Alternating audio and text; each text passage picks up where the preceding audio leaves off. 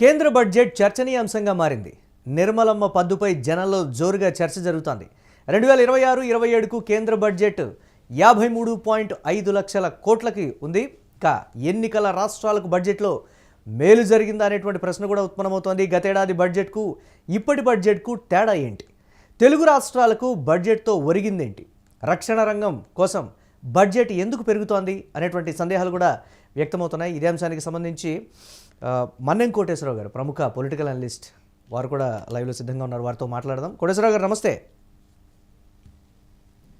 Yes Koteswararao గారు వినిపిస్తుందా? Hello. Yes Koteswararao గారు, ఏంటి ఏ విధంగా చూడాలంటారు ఈరోజు ప్రవేశపెట్టినటువంటి బడ్జెట్కి సంబంధించి? సామాన్యుడికి ఒరిగిందేంటి అనేటువంటి మొదటి ప్రశ్నతోటి, అదేవిధంగా బడ్జెట్ని చూసేటప్పుడు కూడా ఎస్ మనకేం మేలు జరుగుతుంది, గతంలోకి ప్రస్తుతానికి ఉన్నటువంటి తేడా ఏంటి అనేటువంటి యాంగిల్లోనే కామన్ మ్యాన్ చూసేటువంటి పరిస్థితి ఉంటుందంటారా? ఎలా చూడాలంటారు దానికి సంబంధించి? ఇవాళ బడ్జెట్ స్పీచ్ సందర్భంగా పార్లమెంటు లోక్సభలో జరిగినటువంటి దృశ్యాలను చూస్తే దాదాపు 150 సార్లు ప్రధానమంత్రి నరేంద్ర మోడీ గారు కానీ లేదా మిగిలినటువంటి బీజేపీ దాని మిత్రపక్షాల సభ్యులు కానీ బల్లలు చరుస్తూ చప్పట్లు జరుస్తూ వినోదం కలిగించారు తప్ప సామాన్యులకి ఒరగబెట్టింది కానీ లేకపోతే రాష్ట్రాలకు ప్రత్యేకంగా ఇచ్చినటువంటి నిధులు కానీ అవేమీ లేవు అన్నది ఒకటి స్పష్టంగా కనిపిస్తూ ఉంది. రెండోది, కార్పొరేట్లకి లేదా ఇతర బిజినెస్ వాళ్ళకి కూడా ఈ బడ్జెట్ సంతోషం కలిగించలేదనేటువంటిది 2000 పాయింట్లకు పైగా పడిపోయినటువంటి స్టాక్ మార్కెట్ సూచీలు మనకి స్పష్టం చేస్తున్నాయి. ముఖ్యంగా 16వ ఆర్థిక సంఘం ద్వారా రాష్ట్రాలకు నిధులు ఎక్కువ వస్తాయని, అంటే 40% నుంచి ఎక్కువ వస్తాయని, అదేవిధంగా వసూలు చేస్తున్నటువంటి సెస్సులో, అంటే మనం వినియోగిస్తున్నటువంటి పెట్రోల్, డీజిల్ కావచ్చు, ఇతరత్ర వాటి మీద పెద్ద మొత్తంలో కేంద్ర ప్రభుత్వం సెస్సులు వసూలు చేస్తూ ఉంది.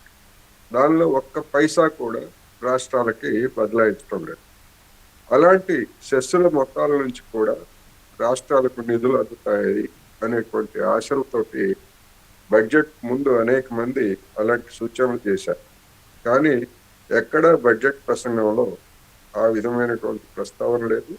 16వ ఆర్థిక సంఘం, అంటే ఏప్రిల్ 1వ తేదీ నుంచి అమల్లోకి వచ్చేటువంటి 16వ ఆర్థిక సంఘంలో ఆ 41%, అంటే గతంలో ఉన్నటువంటి నిధులు మాత్రమే రాష్ట్రాలకు వస్తాయి తప్ప వేరు కాదు. కానీ 15వ ఆర్థిక సంఘం అమలు చేసినటువంటి కాలంలోనే కేంద్ర ప్రభుత్వం అనేక పథకాలకు సంబంధించి రాష్ట్ర ప్రభుత్వాల మీద అదనపు భారం పోతుంది, అంటే రాష్ట్ర ప్రభుత్వాల వాటా పెంచింది. తాజాగా జరిగినటువంటి మహాత్మా గాంధీ జాతీయ ఉపాధి హామీ పథకంలో అప్పటి వరకు 10% ఉన్నటువంటి, అంటే మెటీరియల్ కాంపౌండ్ లో 10% ఉన్నటువంటి దాన్ని ఇప్పుడు 40% రాష్ట్రాల మీద భారం మోపారు. మరి కోట్లాది మంది వ్యవసాయ కార్మికులు, గ్రామీణ కార్మికులు గ్రామాల్లో ఉపాధి పొందుతున్నారు. ఈ బడ్జెట్ లో అదనంగా చేసినటువంటి కేటాయింపులు కానీ, ఒకవేళ అదనంగా కేటాయింపులు చేసినప్పటికీ దానికి అనుగుణంగా రాష్ట్రాలు ఖర్చు పెట్టకపోయేట్లయితే అవి ఊరికే అజాగళ స్థానాల లాగా అలంకారప్రాయంగా ఉంటాయి తప్ప మరొక కాదు. అందుకని ఏ రాష్ట్రానికి ఎంత వచ్చింది, లేకపోతే ఏ స్కీమ్కి ఎంత, ఏమిటనేటువంటి వివరాలను ఇంకా మనం డీటెయిల్స్ లోకి వెళ్ళలేదు. ఆ పత్రాలన్నీ వాటన్నిటిని కూడా వివరంగా పరిశీలిస్తే ఏం జరిగింది ఏమిటనేటువంటిది మనకి స్పష్టంగా తెలుస్తుంది. కామన్ మ్యాన్ కానీ మధ్య తరగతికి కానీ ప్రత్యేకంగా వరగబెట్టింది ఏమీ లేదు అన్నది మాత్రం స్పష్టం.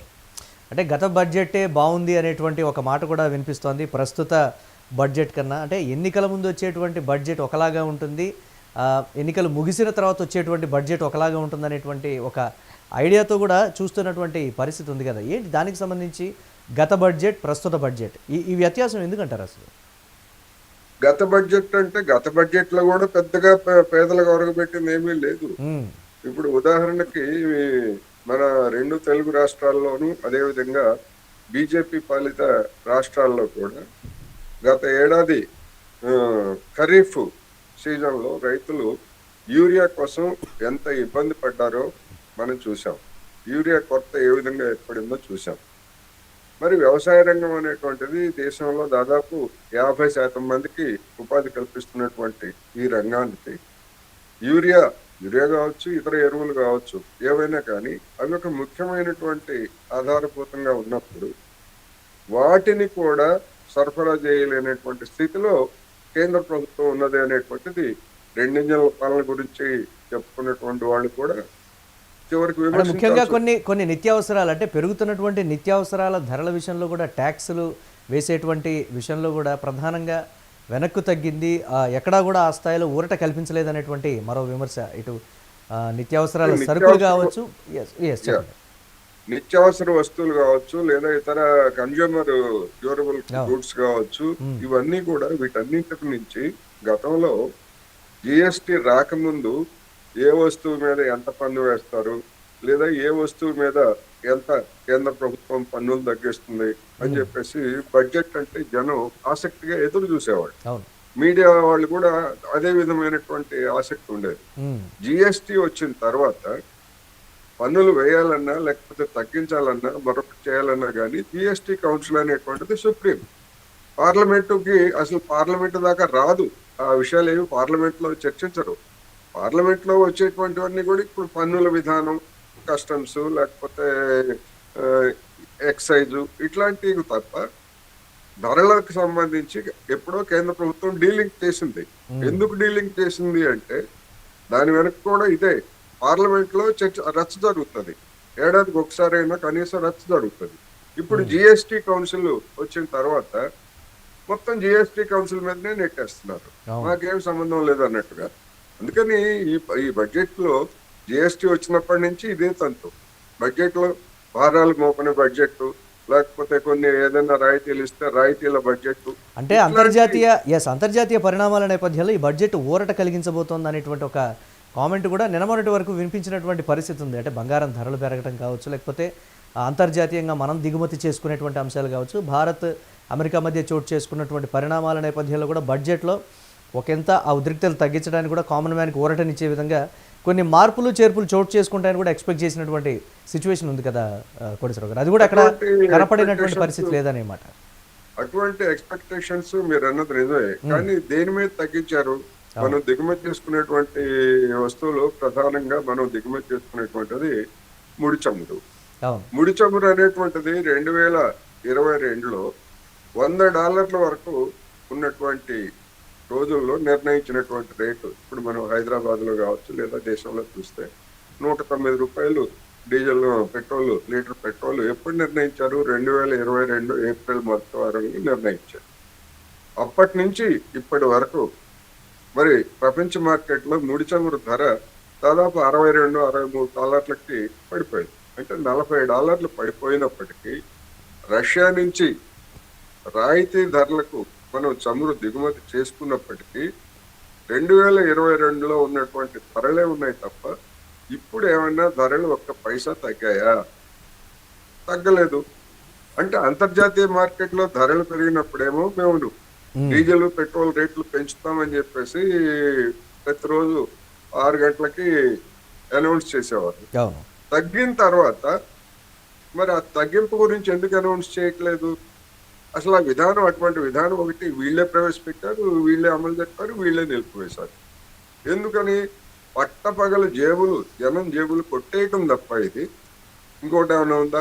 పోనీ అటువంటిది ఏమన్నా రేట్లు తగ్గించకపోతే తగ్గించకపోయారు.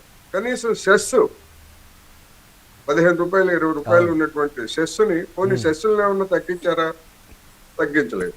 రోడ్డు సెస్ పేరుతోటి పెట్రోల్, డీజిల్ దగ్గర కొనుగోలు చేసేవాళ్ళు చేస్తున్నారు. మరి ఆ రోడ్డు మీద ప్రయాణించేటువంటి 2 వీలర్స్ మినహా మిగిలినటువంటి వాహనాల మీద, 4 వీలర్స్ లేదా రవాణా వాహనాల మీద మళ్ళా తోలు వలిచి డబ్బులు వసూలు చేస్తున్నారు. అవును. అంటే గోడ దెబ్బ, చెంప దెబ్బ, ఏదో ఒక దెబ్బకి పరిమితం కావాలి కదా. అటువంటి రిలీఫ్ ఏమైనా వచ్చిందా అంటే ఏమి అంటే ధరల పెరుగుదలకు కావచ్చు, లేకపోతే ఈ ట్యాక్సులకు కావచ్చు, ప్రస్తుతం ఉన్న పరిణామాలకి అలవాటు చేస్తున్నారా అనేటువంటి మాట. ఊరటనివ్వడం సంగతి పక్కన పెడితే అలవాటు చేస్తున్నారా అనేది కూడా చేస్తారు ఆల్రెడీ. ఆ, ఎవరన్నా ప్రశ్నిస్తున్నారా? ఆ, ఎవరైనా ప్రశ్నిస్తున్నారా? లేదా ప్రశ్నించేటువంటి వాళ్ళు ఎవరైనా జెండా పట్టుకొని ఉమ్, ధర్నా చేయడానికి వస్తే ఉమ్, తప్పకుండా మీరు మా పనులన్నీ ఆగిపోతున్నాయని చెప్పేసి నెట్టేసి వెళ్ళిపోయేటువంటి తరహాలో జనం తయారయ్యారు కదా. అవును, అవును. ఎక్కడన్నా గతంలో మాదిరి, గతంలో ఏదన్నా పెట్రోల్ డీజిల్ ధరలు పెరిగితే లేదా గ్యాస్ ధరలు పెరిగితే స్మృతి ఇరానీ లాంటి వాళ్ళు సిలిండర్లు వేసుకొని వీధుల్లోకి వచ్చేవాళ్ళు. ఉమ్, మరి ఇప్పుడు ఎక్కడన్నా అటువంటి దృశ్యాలు ఉన్నాయి, వచ్చినా కానీ జనం సహించటం లేదు. అవును. మన దౌర్భాగ్యం అక్కడే ఉంది. ఉమ్, అందుకని ఇవన్నీ కూడా చూసినప్పుడు వేటి మీద ధరలు తగ్గించలేదు, పన్నులు తగ్గించలేదు, భారం తగ్గించలేదు. కొత్త కొత్త పథకాలు జనానికి అర్థం కానిటువంటివి, జనం నిత్య జీవితంతో సంబంధం లేనటువంటి వాటిని మేము అది పెట్టాము ఇది పెట్టామని చెప్తున్నారు. ఇవన్నీ ఓకే పెట్టారు, సరే. భవిష్యత్తులో ఏమవుతాయి ఏమిటనేటువంటిది అది భవిష్యత్తులో మనం సమీక్షిస్తాం. ముందుగానే ఆ పథకం ఫెయిల్ అవుతుంది, ఆ పథకం పనికిరాదు అని మనం చెప్పలేము. కానీ గడిచినటువంటి 10 సంవత్సరాల్లో రికార్డు స్థాయిలో మరి ఇదే నిర్మలమ్మ గారు బడ్జెట్ ప్రవేశపెట్టారు కదా, దాని ఫలితాలు ఏమయ్యాయి అవును. ఎక్కడన్నా సమీక్షించారా? గతంలో ప్రకటించినటువంటి విధానాలు కానీ లేకపోతే చేసినటువంటి నిర్ణయాలతో కానీ వచ్చినటువంటి ఫలితాలు జనానికి వచ్చినటువంటిది ఏమిటి, కార్పొరేట్లకు వచ్చినటువంటిది ఏమిటి అని ఎప్పుడన్నా సమీక్ష చేసి ఇది మేము సాధించిన ఘనత అని చెప్పారా? అది చెప్పలేదు. అవును. ప్రతి ఏడాది కొత్త కొత్త అంటే ఈసారి బడ్జెట్లో మొదటి 3 స్థానాలకు సంబంధించి ఒక ఎంత డిస్కషన్ అయితే నడుస్తుంది. ఇటు హోంశాఖ, రవాణా, రక్షణకు సంబంధించి, అంటే ఇటు హోంశాఖ, రక్షణకు సంబంధించి దాదాపుగా 9 లక్షల కోట్ల వరకు బడ్జెట్ ఉంది అనేటువంటి మాట. ఒక 8, 8.5, 9 మధ్యలో 9 లక్షల కోట్ల వరకు కేటాయింపు జరిగింది. తర్వాత ప్రాధాన్యం ఇచ్చింది రవాణా శాఖకి ఇచ్చినటువంటి పరిస్థితి ఉంది. అంటే ఏ విధంగా చూడాలంటే అంతర్జాతీయ పరిణామాలు కావచ్చు, ఇండియా పాకిస్తాన్ మధ్య ఆపరేషన్ సింధూర్ సమయంలో జరిగిందనా, లేకపోతే ఇతర దేశాలకి భారతదేశానికి మధ్య చోటు చేసుకున్నటువంటి పరిస్థితుల్ని ఆధారంగా చేసుకొని రక్షణ రంగం పరంగా మేము బలోపేతం చేస్తున్నాం అనేటువంటి మాట. రవాణా పరంగా చూస్తే అన్ని రకాలైనటువంటి ఫెసిలిటీస్తో మేము రకరకాలైనటువంటి సేఫ్టీ మెజర్మెంట్స్తో ఒక మంచి కారిడార్ని ఏర్పాటు చేస్తూ ఉన్నాము. దీని మీద కూడా దృష్టి సారించామని చెప్పకనే చెప్పినట్టు అంటారు. ఎలా చూడాలంటారు ఈ మూడింటిని పర్టికులర్గా? ముఖ్యంగా రక్షణ రంగాన్ని మనం చూసేట్లయితే రక్షణ రంగం అనేటువంటిది దాన్ని మనం నిర్లక్ష్యం చేయాల్సినటువంటి అవసరం లేదు. ఖచ్చితంగా మన దేశ రక్షణకు అవసరమైనటువంటి చర్యలన్నీ తీసుకోవాలి. మనం ఇతర దేశాలతోటి ఏదైనా యుద్ధంలో ఉన్నా లేకపోతే నిత్యం ఘర్షణలు జరుగుతున్నా అటువంటి పరిస్థితిని మనం విస్మరించకూడదు. కానీ మన సరిహద్దుల్లో అటువంటి పరిస్థితి పాకిస్తాన్ వైపు నుంచి రెచ్చగొట్టడం లేకపోతే అప్పుడప్పుడు సరిహద్దు ఉల్లంఘనలు ఇట్లాంటివి జరగడం తప్ప యుద్ధం కానీ చైనా వైపు నుంచి కానీ లేదా బంగ్లాదేశ్ వైపు నుంచి కానీ అటువంటి పరిస్థితి లేదు. కానీ ప్రపంచంలో డొనాల్డ్ ట్రంప్ మొత్తం ఐరోపా దేశాలను ఏమని ఆదేశించాడు? మీరు ఇప్పటి వరకు ఖర్చు చేస్తున్నటువంటి రక్షణ బడ్జెట్లని మీ జీడిపిలో 5% పెంచాలని చెప్పేసి ఆదేశించాడు. మరి మనం ఎందుకు పెంచుకోవాలి? 8% ఉన్నటువంటి రక్షణ బడ్జెట్ ని 20% పెంచమని అడిగారు కదా వీళ్ళు. ఒకసారిగా 12%. ఏం ముంచుకొచ్చిందంటే ఆయుధాల కొనుగోలు అనేటువంటిది ఈ దేశంలో ఉన్నటువంటి రాజకీయ నాయకులకి, సైనికాధికారులకి, మధ్యలో వాళ్ళ బ్రోకర్లుగా ఉన్నటువంటి వాళ్ళకి ఒక పెద్ద లాభసాటి వ్యాపారం. అమెరికా నుంచి కావచ్చు, ఐరోపా దేశాల నుంచి కావచ్చు, రష్యా నుంచి కావచ్చు, ఎవరి నుంచి కొనుగోలు చేస్తారు. అందుకని రక్షణ ఖర్చు పెంచుకుంటున్నటువంటి దేశాలు, రక్షణ ఖర్చు పెంచేటువంటి దేశాలన్నీ కూడా అధోగతి పాలవుతాయి. అవును. పాకిస్తాన్ చరిత్ర అదే. దాని అవసరానికి మించి రక్షణ ఖర్చు విపరీతంగా పెంచింది, జన జీవితాలు దిగజారే. ఇప్పుడు ఐరోపాలో జరుగుతున్నటువంటి సంక్షోభం కూడా అదే. అందువల్ల రక్షణ ఖర్చు అవసరమైన వరకు పెంచుకోవాలే తప్ప ఆయుధాలు అమ్మేటువంటి వాడి లాభీలో వాడి వలలో పడి మనం పెంచుకోవాల్సినటువంటి అవసరం ఉందా లేదా అనేటువంటి ఒకటి. రెండోది, దీనికి ప్రత్యామ్నాయం లేదా అనేటువంటి వాదనలు కూడా ఉన్నాయి, ఖచ్చితంగా ఉన్నాయి. ఏమిటి ప్రత్యామ్నాయం? మనం తయారు చేసుకోవాలి. మనం తయారు చేసుకోవాలంటే ఏం చేయాలి? రీసెర్చ్ అండ్ డెవలప్మెంట్ విధానాన్ని మనం దానికి తగినటువంటి నిధులు కేటాయించాలి. గడిచినటువంటి 12 సంవత్సరాల్లో మన జీడిపిలో R&Dకి చేసినటువంటి ఖర్చు 0.7% జీడిపి శాతం. అది ఇవాళకి వచ్చేసరికి 0.64% తగ్గింది. అవును. అయితే బీజేపీ పెద్దలు లేకపోతే కేంద్ర ప్రభుత్వ పెద్దలు ఏం చెప్తారు? కేటాయించినటువంటి అంటే మొత్తాలు ఇప్పుడు ఈ సందర్భంగా చర్చకు వచ్చేది ఏంటంటే చైనా ఏ రకమైనటువంటి అంటే చైనా 2050లో నివసిస్తోంది అని రకరకాలుగా సోషల్ మీడియాలో చెప్తున్నప్పుడు కూడా వచ్చింది ఏంటి అని అంటే ముందుగా ప్రజల మౌలిక వసతులు ప్రజల జీవనశైలి మెరుగుపడటానికి కావాల్సిన బడ్జెట్ని 30-40 ఏళ్ల క్రితమే ఇంట్రడ్యూస్ చేసుకున్న తర్వాత అభివృద్ధి చెందినటువంటి దశ ఇది అని కూడా చెప్తున్నటువంటి పరిస్థితి. తర్వాత రక్షణ రంగం మీద దృష్టి సారించిందని కూడా రకరకాలుగా చెప్తున్నారు. దాన్ని చూసైనా సరే మనం అవలంబిస్తే తప్పేంటి అనేటువంటి మాట. ధరల పెరుగుదల నియంత్రణ పన్ను విధానం అనేది దేశం చేతుల్లోనే ఉంది. పన్ను డెఫినెట్గా ఉండాలి, కానీ సామాన్యుడు భరించలేని స్థాయిలో ఉండేటువంటి పన్నులకు సంబంధించి కావచ్చు లేకపోతే ఇతరతర ట్యాక్స్లకు సంబంధించి ప్రధానంగా డిస్కషన్ జరుగుతుంది. మీరు చెప్పారు ఇప్పుడు చైనా వాళ్ళు ఒకసారిగా ఆయుధాలని లేకపోతే అదేమి వాళ్ళేమి పెంచలేదు. ముందు జనానికి కావాల్సినటువంటి కనీస వసతులు లేదా కనీస జీవన ప్రమాణాలను పెంచడానికి తీసుకున్నారు. దారిద్ర్యాన్ని లేదా దుర్భర దారిద్ర్యం ఇంకా అక్కడ దారిద్ర్యం ఉంది. ఎక్కడ ఏమి దారిద్ర్యం అంటే పెరిగినటువంటి ప్రమాణాలకు అనుగుణంగా దారిద్ర్యం. అవును, మనతో పోల్చుకుంటే దారిద్ర్యం లేదు అక్కడ, కానీ అభివృద్ధి చెందినటువంటి అనేక దేశాలతో పోల్చుకుంటే మేము ఇంకా వెనుకబడి ఉన్నారని చెప్తున్నారు. అటువంటి మరి చైనా సొంతంగా యుద్ధ విమానాలు తయారు చేస్తూ ఉంది, లేకపోతే ఆ విధమైనటువంటి దాంతో ముందుకు పోతా ఉంటే బడ్జెట్ లో దాని R&D ఖర్చు అంతా దాదాపు 2.5% ఖర్చు పెడతా ఉంది. అవును, మరి మనం 0.7% లేదా 0.6% ఖర్చు పెడితే మనం సొంతంగా తయారు చేసుకోలేమా? ఎందుకని తయారు చేసుకోలేము యుద్ధ విమానాలు? వాడెవడో రాఫెల్ దగ్గర నుంచో లేకపోతే అమెరికా దగ్గర నుంచో లేదా రష్యా దగ్గర నుంచో పెద్ద మొత్తాలు చెల్లించి మనం కొనుగోలు చేసుకోవాల్సినటువంటి దుస్థితి ఎందుకు? అవును, మన తేజస్ విమానాలు ఉన్నాయి భారతదేశంలో. గడిచినటువంటి 12 సంవత్సరాల్లో దాన్ని ఏమిటి అంటే మన సైనిక అధికారులు ఏం చెప్తారంటే మన హాల్ సరిగ్గా పనిచేయట్లేదని చెప్పేసి చెప్తారు. హాల్ సరిగ్గా పనిచేయాలంటే మరి మన శాఖకి మనం డబ్బులు కేటాయించాలి, లేదా శాస్త్రవేత్తలను పెట్టాలి, లేదా నిపుణులు పెట్టాలి. అవేమి పెట్టకుండా కుండలో ఉండాలి, పిల్లోడు దుడ్డుగా ఉండాలి అని కబుర్లు చెప్తే ఎట్లా సాధ్యం అవుతుంది? ఏదైనా విమానాలు కావచ్చు, ఆధునికమైన ఆయుధాలు కావచ్చు. మరి అటువంటి పరిస్థితి లేకుండా మనం విదేశాల నుంచి ఈజీగా కొనుక్కుంటున్నాం, దిగుమతి చేసుకుంటాం. అంతదాకా ఎందుకంటే మన రైతాంగానికి అవసరమైనటువంటి యూరియా ఏ విధంగా 2 తెలుగు రాష్ట్రాల్లోనూ దేశం అంతటా కూడా ఖరీఫ్ సీజన్ లో రైతులు ఇబ్బంది పడ్డారో మనం చూసాం. ఆ యూరియాకి సంబంధించి అవసరమైనటువంటి యూరియాని మనం సొంతంగా తయారు చేసుకోవడానికి మనం ఇన్ని ప్లాంట్లని దేశంలో నెలకొల్పుతున్నాం అనే మాట మరి నిర్మలా సీతారామన్ గారి నుంచి నోటి నుంచి ఏమైనా వచ్చిందా?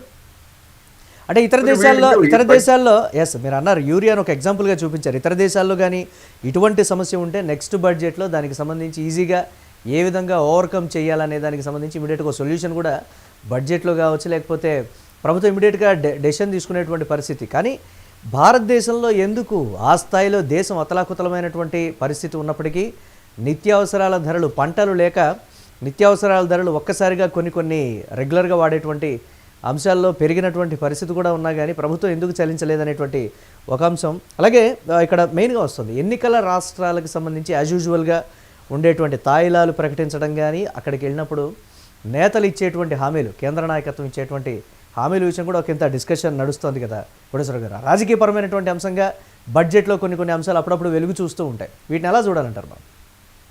అంటే ఇప్పుడు కూడా ప్రత్యేకంగా మీకు ఆ రాష్ట్రానికి అన్ని వేల కోట్లు ఇస్తాము, ఇన్ని వేల కోట్లు ఇస్తాము అటువంటి ప్రకటనలు చేయలేదు.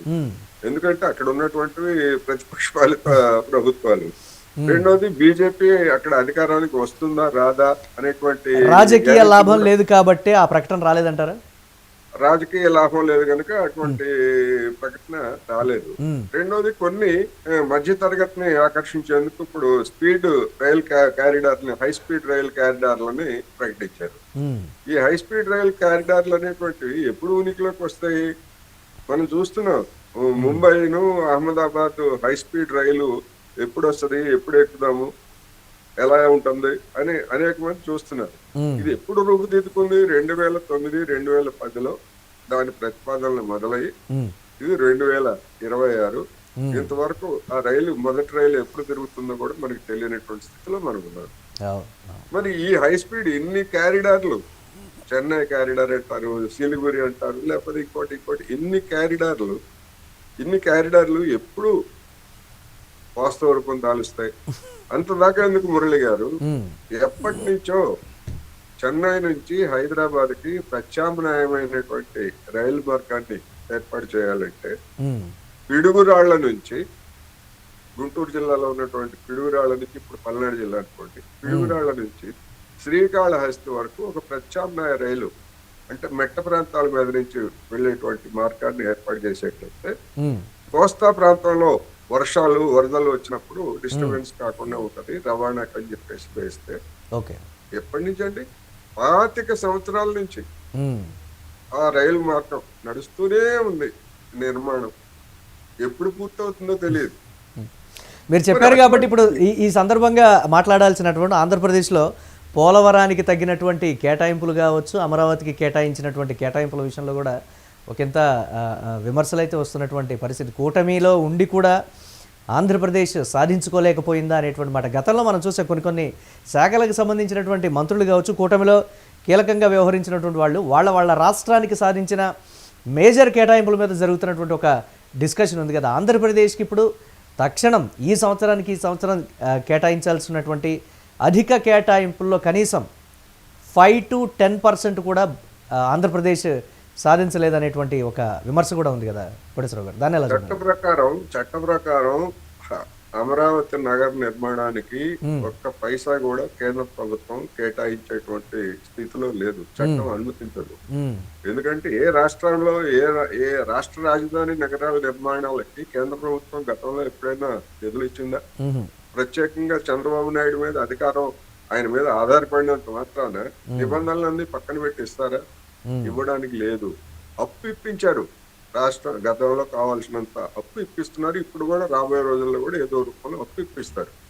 అంతకు మించి కేంద్ర ప్రభుత్వం తన యొక్క విచక్షణ నిధుల నుంచి కానీ మరొక దాంచే ఇప్పుడు హైదరాబాద్ చుట్టుపక్కల 666 పెడుతున్నారు. అయితే ఈసారి ఎన్నికల్లో కేంద్రం నుంచి నిధులు సాధిస్తామని చెప్పేదానికన్నా కేంద్రం నుంచి అప్పులు ఎక్కువ సాధిస్తామని చెప్పుకోవాలంటారా ఎన్నికల ప్రచారంలో ఈసారి? వాస్తవం అదేగా. అలా చెప్పుకోవడానికి సిగ్గుపడాల్సి వస్తుంది. అందుకని సిగ్గుపడాల్సి వస్తుంది కనుక సిగ్గుమాల పనులు ఎవరు చెప్పుకోరు. కానీ జరుగుతున్నది అదే కదా. ప్రపంచ బ్యాంకు నుంచి అప్పుడు లాస్ట్ ఇయర్ ప్రపంచ బ్యాంకు నుంచి 15,000 కోట్లు కేంద్ర ప్రభుత్వం నిధులు ఇస్తుంది అని చెప్పేసి పెద్ద ఎత్తున తెలుగుదేశం లేదా జనసేన పార్టీ శ్రేణులు మీడియా చర్చల్లో ఊదరగొట్టారు. అది కాదయ్యా బాబు అంటే, లేదు మీరు రాష్ట్రానికి వ్యతిరేకులు, అమరావతికి వ్యతిరేకులు అని చెప్పేసి చెప్పారు. కానీ తర్వాత మరి నాలాంటి వాళ్ళు చెప్పిందే రుజువైంది కదా. అది అప్పు ఇప్పిస్తా ఉన్నారు విదేశీ సంస్థల నుంచి అని చెప్పేది అది వాస్తవమైంది. ఎందుకంటే ఇప్పుడు రాజ్యాంగ విరుద్ధంగా చంద్రబాబు నాయుడు కావచ్చు లేదా ఇంకోటి కావచ్చు, ఎవరైనా కానీ రాజ్యాంగ విరుద్ధంగా అప్పులతో నిర్మించుకునేది ఏదైనా సరే తర్వాత వసూళ్లు కూడా ఆ స్థాయిలోనే ఉంటాయి, పన్నులు కూడా ఆ స్థాయిలోనే ఉంటాయి, ప్రగతి కూడా అదే విధంగా ఉంటుందనేటువంటి ఒక మాట. దీన్ని ఎలా చూడాలంటారు కోటేశ్వర గారు? సందర్భం ఖచ్చితంగా అప్పుడు అప్పులతోటి స్వయం పోషక రాజధాని అని కదా చెప్తా ఉంది చంద్రబాబు నాయుడు గారు. స్వయం పోషక రాజధాని అంటే ఆ రాజధాని తన నిర్మాణాన్ని తానే నిర్మించుకొని, అఫ్ కోర్స్ కాంట్రాక్టర్లు నిర్మిస్తారనుకోండి, వనరులని తనకు తానే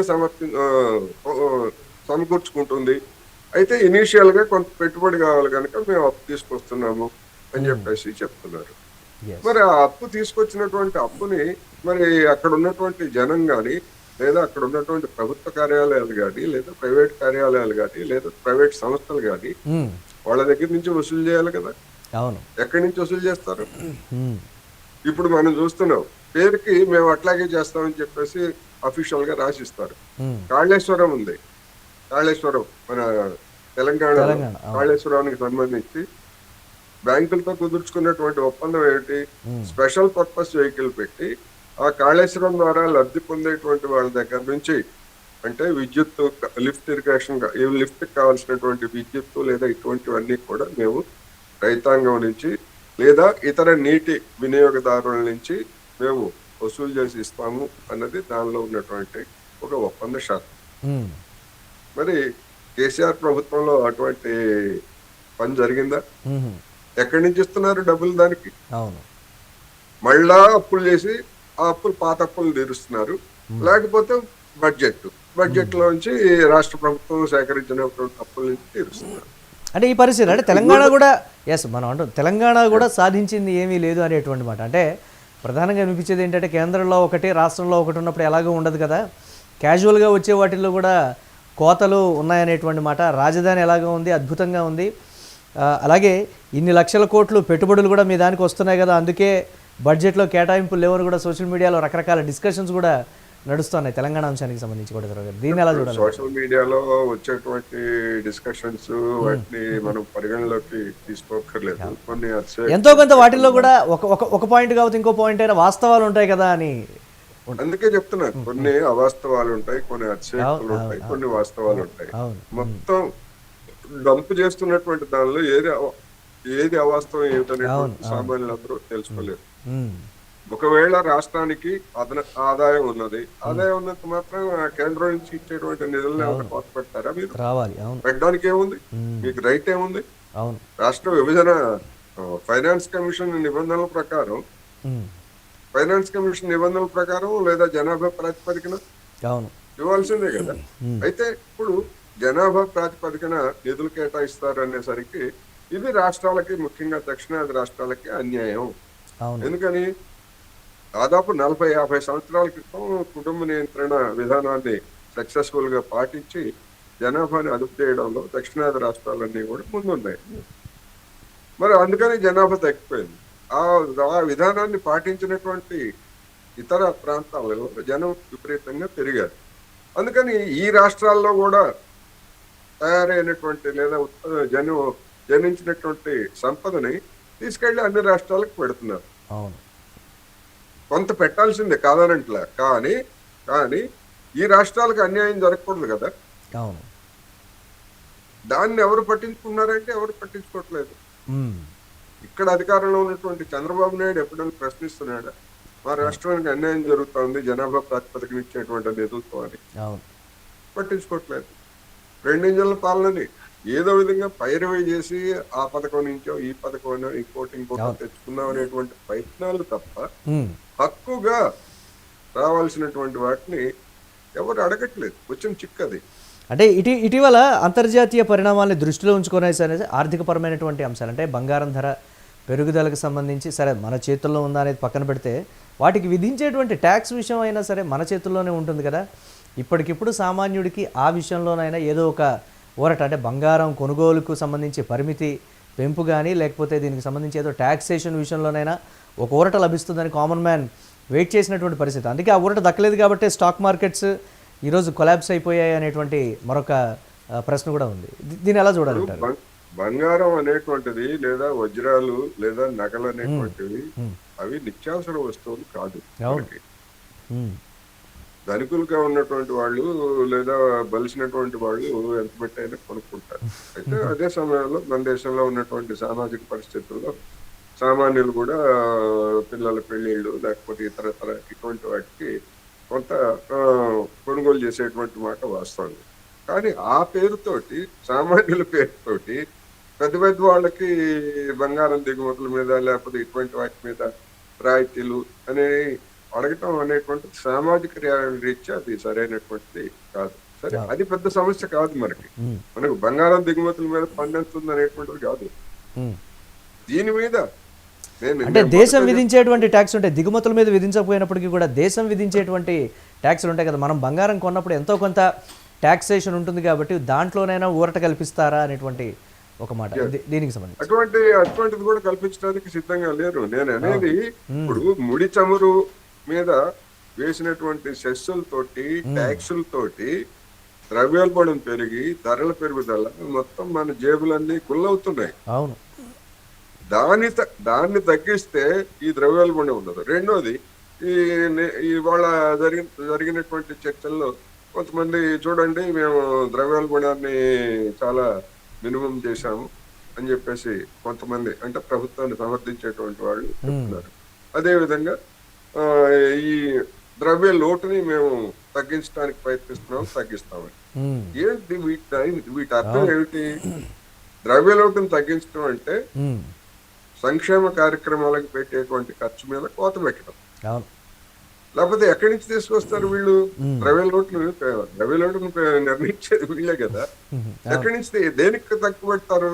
ఉమ్, ఆయుధాల కొనుగోలుకి ఏమన్నా తక్కువ పెడుతున్నారా? కోత పెడుతున్నారా? లేదు. ఉమ్, మరి దిగుమతి చేసుకునేటువంటి పెట్రోల్ వాటికి ఏమన్నా తగ్గిస్తే అది మనకెవడు పెట్రోల్ డీజిల్ అమ్మడు కదా, ముడి అవును, చమురు. అవును, అవును. సంక్షేమ పథకాలకు కోత పెడుతున్నారు, ఎరువుల సబ్సిడీకి కోత పెడుతున్నారు. ఉమ్, అదేవిధంగా ఇట్లా జనానికి సంబంధించినటువంటి గతంలో ఉన్నటువంటి సబ్సిడీలన్నీ ఎత్తేసారు, గ్యాస్ మీద ఉన్నటువంటి సబ్సిడీ అన్ని ఎత్తేసారు. అవును, అవును. ఇవన్నీ చూస్తూ ఉంటే ఈ విధంగా ఇవన్నీ జనానికి చూస్తూ ఉంటే కోటేశ్వరరావు గారు, ఇవన్నీ చూస్తూ ఉంటే క్యాజువల్ బడ్జెట్ లాగా ఉంది తప్ప కామన్ మ్యాన్ బడ్జెట్ లాగా లేదు అనేటువంటి విమర్శలు అయితే వ్యక్తమవుతున్నాయి. చూడాలి దీనికి సంబంధించి విమర్శలు వ్యక్తమైతే మార్పులు చేర్పులు ఏమైనా జరుగుతాయా? ప్రతిసారి కూడా గతంలో జిఎస్టీ కౌన్సిల్ సమావేశాలు జరిగి దీనికి సంబంధించి ఎప్పటికప్పుడు కూడా రివ్యూ చేసేటువంటి పరిస్థితి ఉండే. కనీసం ఇప్పుడు ఉన్నటువంటి సిచ్యువేషన్లోనైనా సరే విమర్శలా లేకపోతే తిరిగి ఆలోచించేటువంటి పరిస్థితుల నేపథ్యంలోనే జిఎస్టీ కౌన్సిల్ సమావేశంలో జరగబోతుంది అనేటువంటి మాట. దాంట్లో ఏమైనా నిర్ణయం తీసుకుంటారో లేదో చూడాలి. కానీ మొత్తం మీద అయితే బడ్జెట్ అయితే ఆశాజనకంగా లేదు అనేటువంటి విమర్శలు వ్యక్తమవుతున్నాయి. థ్యాంక్ యూ కోటేశ్వరరావు గారు డిబేట్లో పార్టిసిపేట్ చేసినందుకు thank you very much. So మొత్తం మీద ప్రవేశపెట్టినటువంటి బడ్జెట్లో రక్షణ రంగానికి సంబంధించి ఎక్కువ కేటాయింపులు అనేది కూడా అంతర్జాతీయ పరిణామాలు కావచ్చు, లేకపోతే పొరుగు దేశాలతో మనకు ఉండేటువంటి దానికి సంబంధించి భారతదేశం ఎక్కడా వెనక్కు తగ్గదు, బలోపేతంగా ఉంది. దీనికి సంబంధించి ఎటువంటి దాడులు చేసినా ఎటువంటి పరిస్థితులు వచ్చినా ఎదుర్కోవడానికి సిద్ధంగా మేము ఉన్నామని ఈ బడ్జెట్ కేటాయింపుల ద్వారా చెప్పకనే చెప్తున్నటువంటి పరిస్థితి. కానీ అట్ ది సేమ్ టైం దేశంలో ఉండేటువంటి కామన్ మ్యాన్ పరిస్థితి ఏంటి? ధరల పెరుగుదల కావచ్చు, పెరుగుతున్నటువంటి నిరుద్యోగం కావచ్చు, అసంతృప్తి కావచ్చు, అందుబాటు ధరల్లో ఉంటున్నాయా, బ్రతకడానికి వీలుగా ప్రస్తుత పరిస్థితులు ఉన్నాయా, ఏమైనా ఊరట కల్పించేటువంటి పరిస్థితులు ఉన్నాయంటే లేవు అని పెదవి విరుస్తున్నారు కామన్ మ్యాన్. ఇవి ఇప్పటివరకు అప్డేట్స్. Keep watching YouTube.